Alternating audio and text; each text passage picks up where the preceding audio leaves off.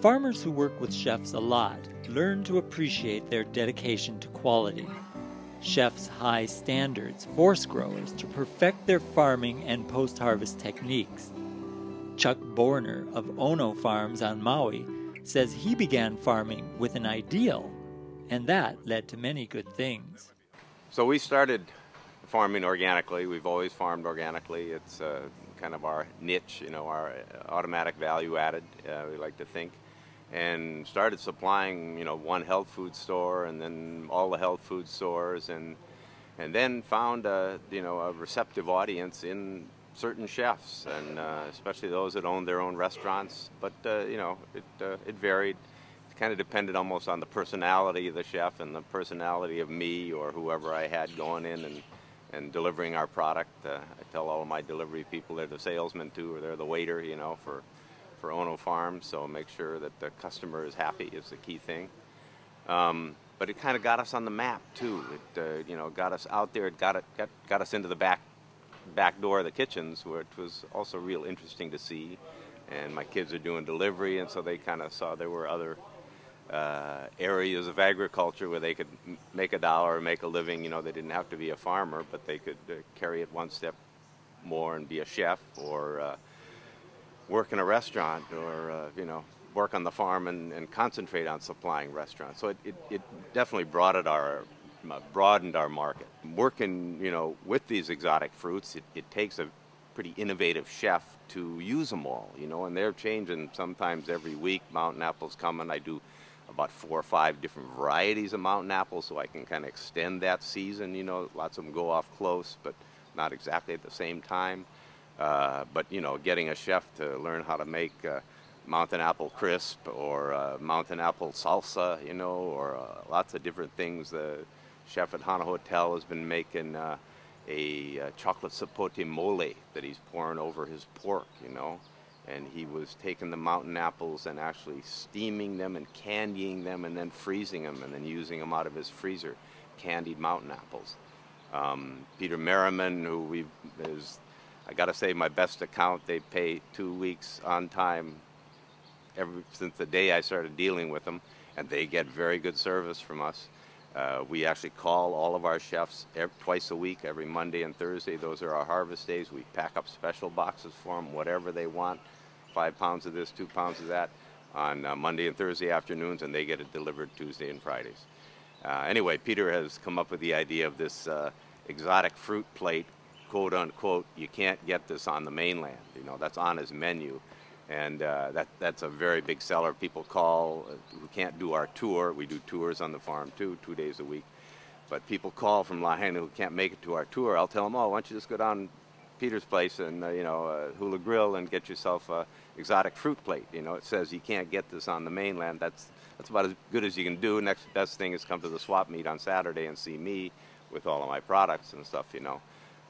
Is the next step. But lots of times people are just looking for a taste of it, or a place to get our products. One of the beauties is calling it a fruit plate, or an exotic fruit plate, in that it doesn't mean you have to have certain things on it. It can be whatever is in the season, and the chef can literally run out of one and make 2 fruit plates, and they'll be totally different just because he didn't have a certain product for that one, but he had some new products for this other one. So that's kind of the dynamics of it, and that's the beauty of it. And people, I'm sure, customers even go, he got that and I didn't get that. Well, I'll have a taste of that and you give me a taste of that. It's a trade-off that happens. So it takes that innovative chef, once again, I really feel, to make things work, and there's lots more of them. This guy in Hana, he came in, when he first came in, he made a printout, handed out to all the workers, and the thing said, "We will buy your backyard fruit, bring it," okay? The purchasing agent went nuts because she had all of this fruit coming in and stuff like that. And, they wasted a lot and, spent money where they shouldn't have and stuff. But in the end, he's kept it going, and he's working, he's freezing it, he's, working with what's coming in. And the guy, he got recognized, as using more local product. I voted for him, Peter's place, his place, and somebody else was on the list. Anyway, there were three chefs who really work at using local produce. And this guy in Hana, he's in Hana, you're isolated to begin with, and so he really, I feel, picked up the ball and ran with it and set the standard for using local product. And to this day, I call him up when I have, one box of nice Shiramoya or a half a box or something, just because he is down the road. He's real close to me. I go into Hana 3 times a week for recreation to go surfing, and I can always drop a box of fruit off real easily.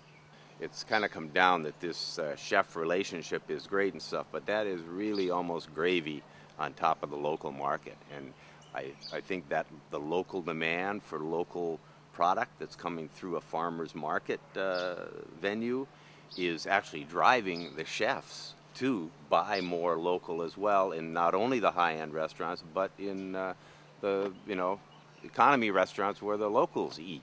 And they love to see Molokai sweet potatoes and stuff like that on their menu rather than mainland potatoes or something like that. Not that they'll care a lot, but they're going to come back to that restaurant again, especially if they can afford it, because they got good local food there. And so this whole farmers market buy local thing, I know, is rubbing off on all the chefs. And the high-end ones will pay the higher price, and the low-end ones will use starfruit instead of rambutan or something like that. A little lower priced exotic, but they'll be into these seasonal fruits too. So I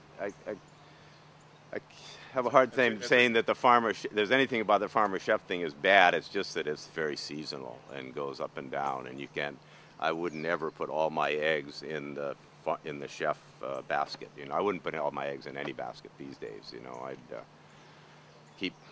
keep all my options open. We're doing added value now. We're doing jams and jellies, and so that's another thing. And these tours we're doing, we have a little stand open, a little store at our tour where we sell our chocolate and our coffee and our jams and jellies, and my sister-in-law's, my wife's sister's rubs, and we sell her honey. And so it's become a little store. It's the same setup that I do at the farmers markets and stuff. So it's just broadening our marketing base. A lot of it comes down to putting yourself in their place, which I do all the time. And anyway, my son and his wife don't do it as much as I do. We just got our coffee into Alan Wong's on Oahu, and I had promised her to it at a certain price in 5-pound bags, and we didn't have any 5-pound bags. It was the end of the season. The next crop not going to be available for probably a month, 6 weeks, and they had it on their menu. They wanted it then, and so we sent them 10 of our small 1-pound bags instead, and charged them a different price, because we get a different price for our 1-pound bags than I quoted her for the 5-pound bags. So she got back, and my daughter-in-law, because my son said, "Oh, that's the price on those bags. That's what they have to pay," and stuff like that. Well, finally she got back to me. I was on vacation. I said, "No, forget it. I'll definitely give you that 5-pound bag price on those 10 small bags, because I didn't have it for you," and everything was fine. She was ready to send the product back and get the money back, but when I told her that we would charge her the same price that we talked about and everything, because they had their price on their menu already set, everything was fine. So it's just putting yourself in their place, and they're serving a clientele, and they're crunching the numbers, I think, more than we are even on our farm. I love agriculture because I feel it is so forgiving, and you can make a mistake and go, "Oops, don't do that again," but let's do it a little bit different this time. In a restaurant, they're watching their numbers a lot closer than we are. So it's putting yourself in their place, and they're not in an easy spot. There's some competition in restaurants, a lot more than in organic farming, I think. I feel.